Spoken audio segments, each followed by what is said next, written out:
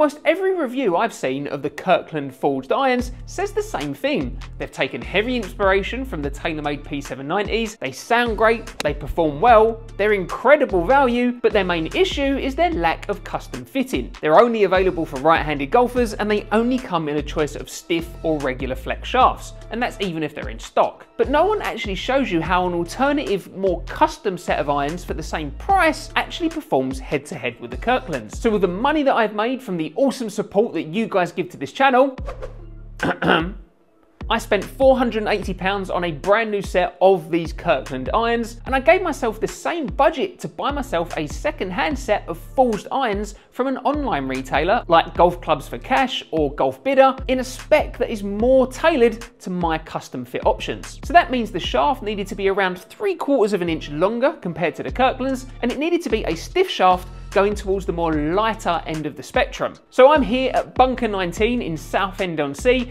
and I'm in one of their TrackMan studios, so we can actually see the numbers side by side for a normal 17 handicap golfer like me. Starting with the Kirklands, if you're just looking at all the tech that you get in these forged irons, then these are objectively great value for money. You're getting a brand new set of 7 clubs, 4 iron to pitching wedge, and these are a forged head with a tungsten weight port on the end, and then you have got an injected polymer material on the inside as well to help in terms of strike and feel. You're also getting an Elevate True Temper shaft, and here these are in the stiff flex, and they come with brand new lambkin grips. Everyone says that these are just like the TaylorMade P790s, and yet those are costing probably more than double the amount of the Kirkland. So for £480, that is incredible value. A lot of golfers don't necessarily like the shiny finish on these irons. To be honest, I'm not particularly bothered by it, and if I'm the type of golfer that has a budget of around £500 for a new set of irons, I'm probably not going to be put off by the finish if I actually like the sound of all that other tech. The Kirkland signature logo on the back is a bit dull and bland as a logo, but again, it doesn't particularly bother me. You might get a little bit of ribbing from your friends when they actually spot the Kirkland irons in your golf bag, but when you wave the £500 to £700 you've just saved on a new set of irons, well, they might soon shut up, hopefully. Oh, heavy. Whoops, taking out the Swillican Bridge. Right, moving on to the 7 iron.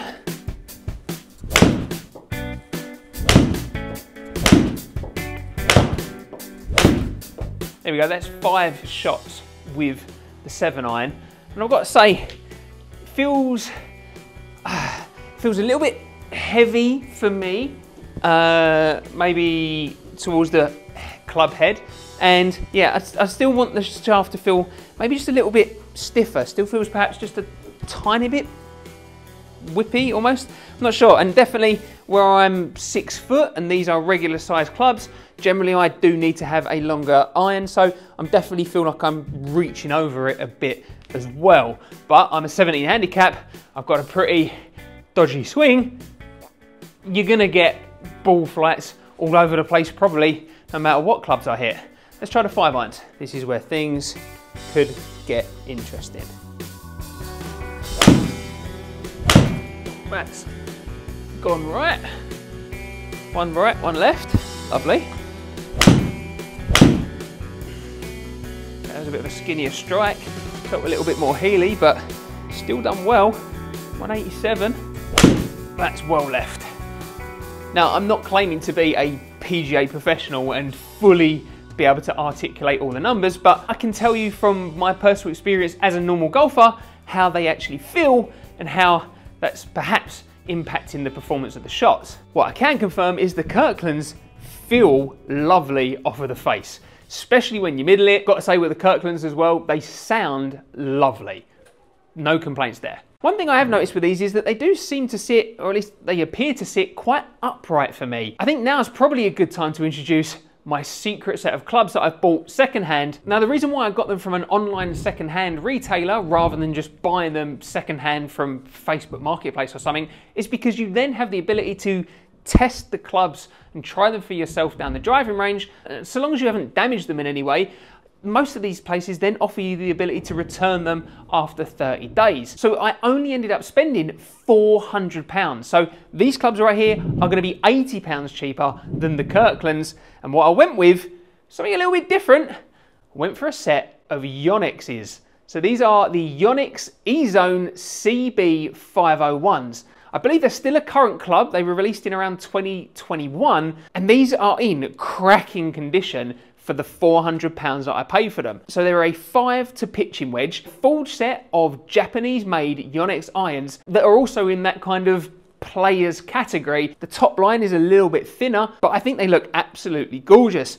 Now I got them in a Modus 3 stiff shaft, which is 105 grams, so significantly lighter than the Kirklands, and they've got a pretty decent amount of life left on the grip, and these are 3/4 of an inch longer compared to standard. So now we're going to be able to see how these feel and perform, given that these are now in a spec which is far more tailored to my personal fitting. Just to be clear, I did have a more recognisable option that I could have got in budget as well. I could have picked up a set of Ping i500s, but I decided to save the extra money and go with the Yonex 2.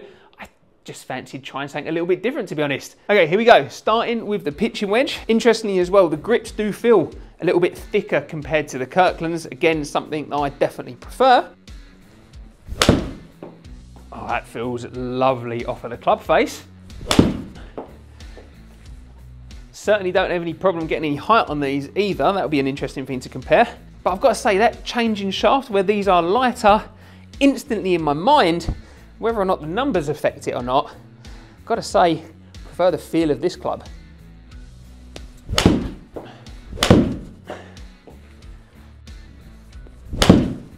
Caught that one a bit heavy, but it's still done pretty well. Now onto the 7-iron. Oh, I love that sound. Whoa, that's a bit of a beast. That's heavy. Not looking good for the numbers on the 7-iron. There we go. That's a bit more like it. Last up, the 5-iron. Ow.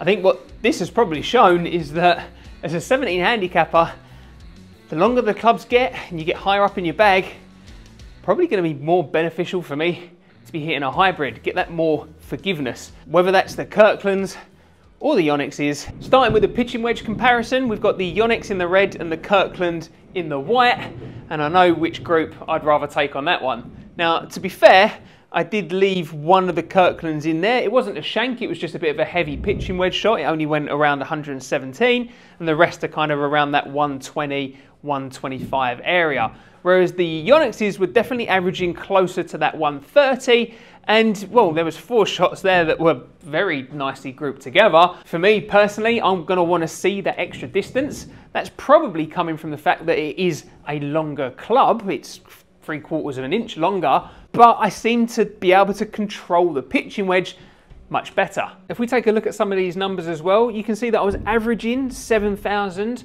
RPM with the Kirkland pitching wedge on the spin number, and actually I was much higher. I was nearly close to 8,800 with the Yonexes, so definitely getting more spin with them too. So I'm going to get better stopping power as well as getting better distance. I think the Kirklands are also actually launching much higher as well with a higher peak height, therefore a higher descending angle too. Moving on to the 7-iron, if we take a quick look at the dispersion on those two clubs, then you can see that actually in terms of front to back, I had a much bigger dispersion with the Yonexes, which are the ones in green, although the total distance was also again the biggest there. So I had 2 over 180 and 1 just under 180 yards. Whereas with the Kirklands, I definitely had more consistency in terms of the length, but I think they're about the same in terms of left to right. I had a big miss on the left there with the Yonexes. I had some big misses on the right with the Kirklands. I'm a 17 handicapper. No amount of tinkering with the wedges is going to affect a 25-yard right 7-iron compared to a 30-yard left 7-iron with a different club. That's not, I don't think, really gonna have any effect in terms of the differences, whether it's been custom fit or not. That's to do with me and my dodgy swing. But what I can say is that in terms of how I felt over the ball, I definitely felt more comfortable with the Yonex because they just felt a better length to me, and when I swung them, they felt a better weight to me. I felt more in control of those clubs. In the long term, I would definitely take the Yonex 7-iron over the Kirkland.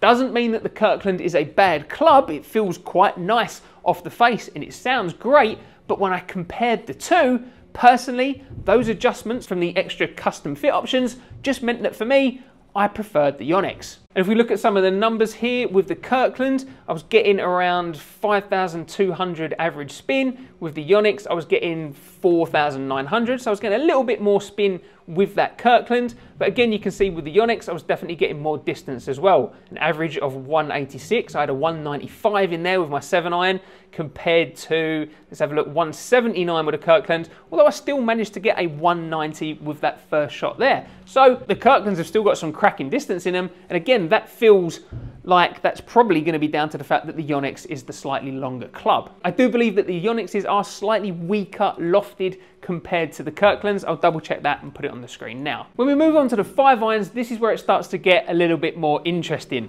The Yonexes, in terms of dispersion, are the dark blues, and the Kirklands are the light blues. In the limited test that I was doing here, I was hitting the Kirkland better than I was hitting the Yonex. The strike was more consistent. Yes, the direction was a little bit more left and right, but pretty consistently around 185 to just under 200 yards with the 5-iron. I feel like a weatherman. Strong easterly currents coming in from the channel. When I look at the Yonexes, I actually had the longest shots with the Yonex, but I also had the shortest as well. So I was definitely not hitting it nearly as consistently in those 5 shots. If you put the two of them in my hand and said, Kevin, which one would you prefer to hit? I'd still prefer to hit the Yonex. If we look at the carries of the Yonex, we've got an average carry of 180, with the longest being 199. If we look at the Kirkland has got an average of 190, again with the longest being, let's have a look here, around 196, almost 197. So very similar kind of max distances that I was getting there with these two clubs. And if we look at the spin numbers, I was getting 3,300 with the Kirkland, 3,700 with the Yonex. So what do I take away from all of this?